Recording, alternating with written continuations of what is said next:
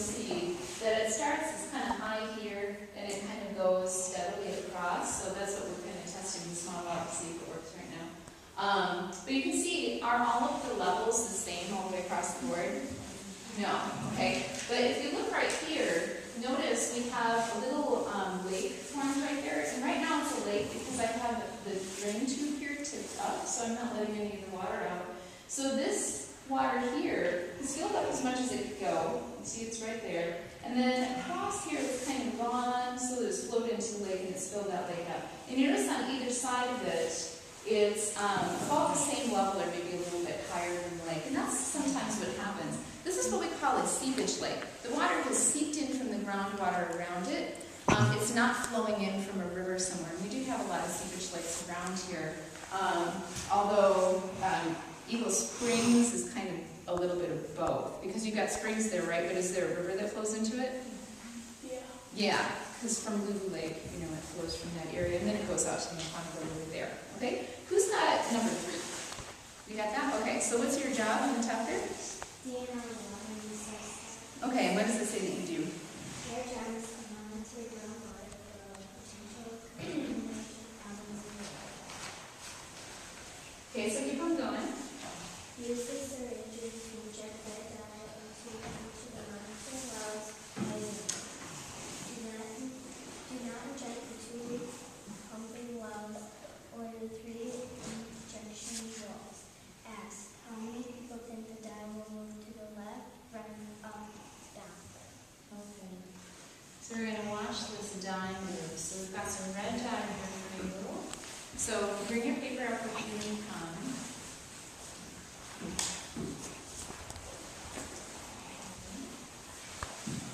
Here's the red dye. And what we're going to do is I'm going to go down front so we don't both block it. And I'll tell you where you're going to get that dye. So be careful not to push the plunger down. Okay.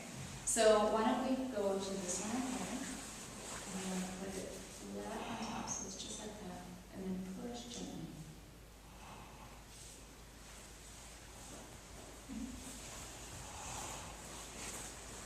That's not going down. So stop that one. That one needs to be plugged. Let's try going to this one right here.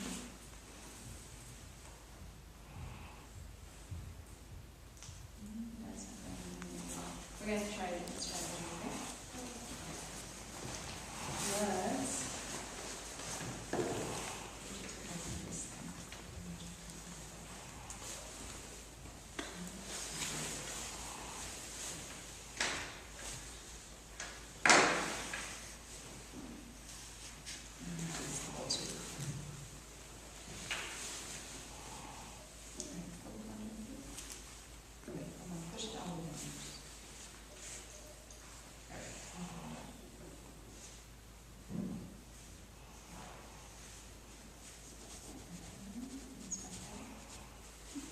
Try this again, right in this one. Okay, so we're going to push down on this. Go ahead. Here we go. Now we go. Okay, stop.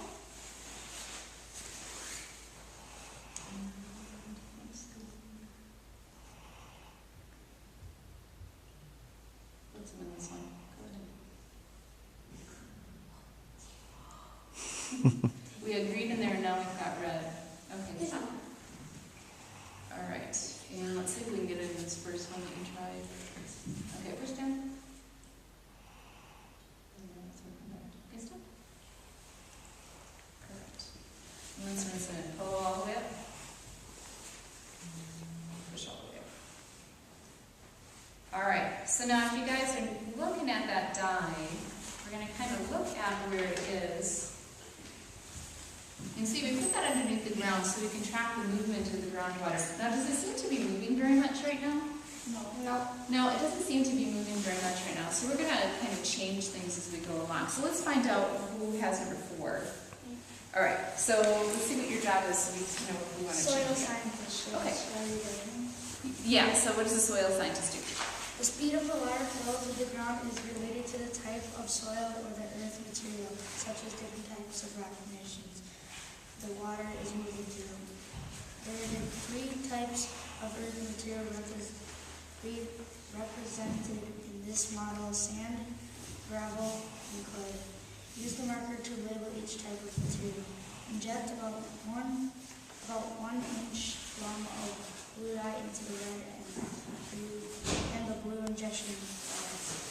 What type of materials is the dye being injected into by each of the wells?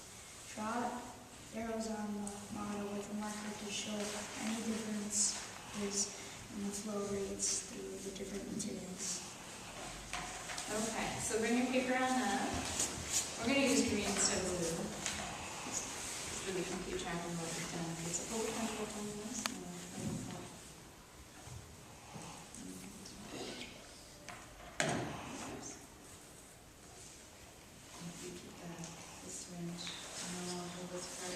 Alright, so we are going to,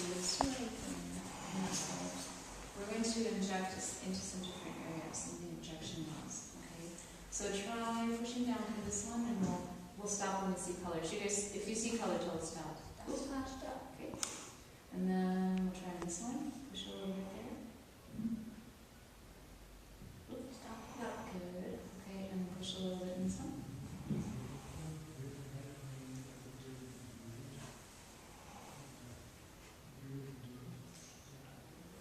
Good, this one's taking a while. Stop. Alright, perfect. Alright, and this is what you're going to do. Hold this down with my hand, so it stays in there, and try to rinse that out, pull water out, and then push it down. Now, so you notice, we have the dye in 3 different places here, and what we're going to watch is we're going to see how this dye travels through these different areas. And so, here is a marker for you. Once you get that marked out, very good. Yep, just put it on the table. Okay, and so take this marker, and so forest wedge, that's gravel, right? Okay, so write gravel there.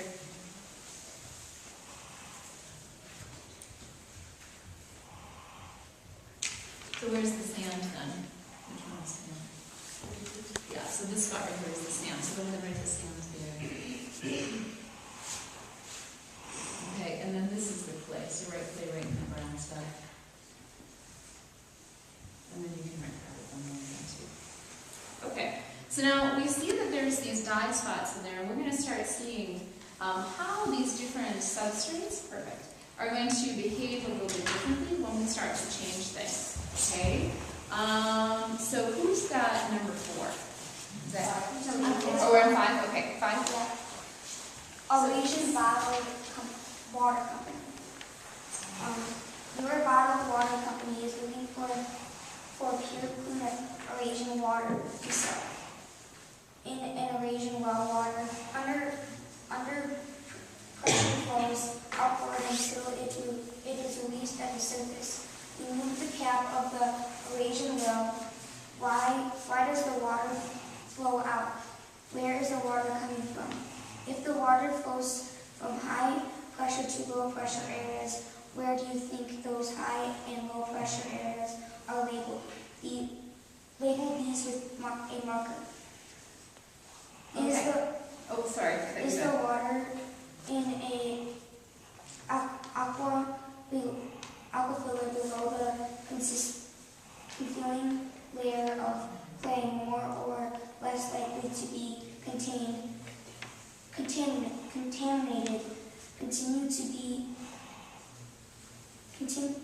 it be contaminated? Okay.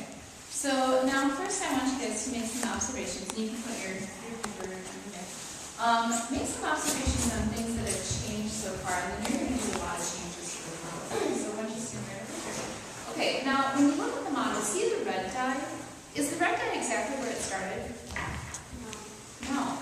Okay, we didn't mark where it started, but I'm just going to kind of put a little circle here so you remember. It was exactly around this, right? So what has the dye done since we've been sitting here? Yeah. It has spread, but is it spread in the equal direction all around? Which direction does it seem to be going? Yeah. The right. Yeah. Okay, so it's going over to the right. Now the reason, remember, this is recharge. That's what our hydrologist told us, is that that's where the water's coming in. So where would you imagine that it's going out in this model? What do you think? Like that. here, okay? So we're allowing water to kind of come out of this side. So because we have water going in here and coming out here, we have higher pressure on this side. So it's kind of pushing it that direction as we go. And now, what has happened to our lake in the meantime? Any changes there? Yeah? It's a little bit fuller than it was before, okay? Now, this is what we're going to do. Now, we are not going to be able to just pull the cap out like the first instruction says because there's not a cap in the artesian well. But we are going to start pulling water out of this artesian well. So why don't you come around to the back side here. You have an empty syringe, and we're going to jam this side into this little hole. We're going to have you pull. Now, you guys watch the dye, especially that dye on the side, and see if this changes anything. Hopefully we're going to be pulling water out. Now, look at the green dye. And we're going to see if it's going to start moving at all.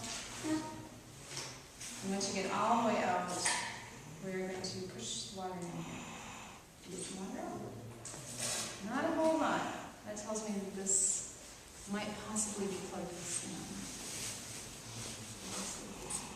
Don't believe it. Sorry. There you go. All right. I'm pulling. There you go. It's getting sun. You're getting sun. There you go. Yeah, and just make sure you pull nice and slow like that. You'll get more water that way.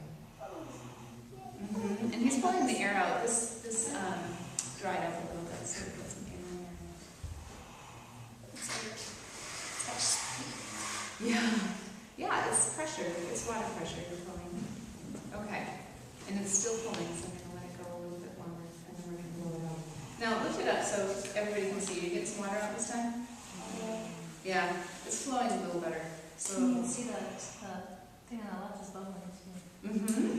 Yeah, so when the bubbles are coming out, okay, go ahead and blow it all out. That must mean that we are pulling in water from the other side.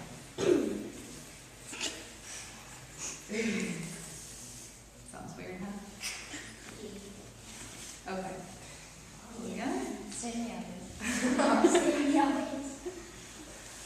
All right. Now, do you see, is any of our dye changing at the moment? Look at the green. Yeah. Are the top green ones moving a whole lot right now? No. Is the bottom one moving? Yeah. Yeah, why do you think the bottom one's moving faster than the top one? Yes.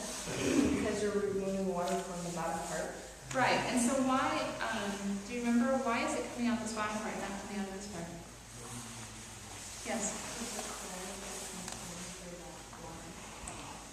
Yeah, exactly, yeah, the clay doesn't allow the water from up there to come. So we're pulling out this ancient, hundreds-of-year-old water down there. And sometimes that has a recharge zone, like over here you can see it's got a recharge zone there, but sometimes this layer, it takes a long time for that to actually find somewhere that the water would come in. And once that water comes in, we hope it's clean, because it's going to be down there, and there's no way of actually filtering it past that. Sometimes this is actually connected right to the surface water. Ready to go with that now? You got a lot more water that time.